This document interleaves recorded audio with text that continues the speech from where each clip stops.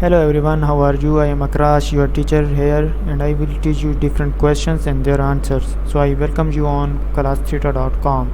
So our today's question is: Can a company reports the following costs and expenses in my factory: utilities 17,000, direct labor 70,400, depreciation on factory equipment 13,550, sales salaries 50,700, depreciation on delivery trucks 4,300, property taxes on factory building 3,200, indirect factory labor 53,200, repair to office equipment 2,400, indirect material 85,600, factory repairs 2,960, direct material use 1,37,700, advertising 15,600, factory manager salary 8,700, office supplies used 3,510. Determine the total amount of product cost, and the answer of the question is product cost equal to 3,92,310. Product cost equal to direct material plus direct labor plus manufacturing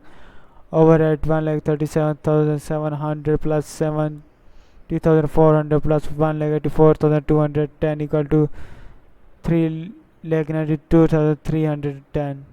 Thank you for watching the video. If you have any question related to this video, please post a comment below. If you have any question in your mind, you can also post on the website and I will be answering you in the next video. Thank you for engaging with us. Until next video, bye bye.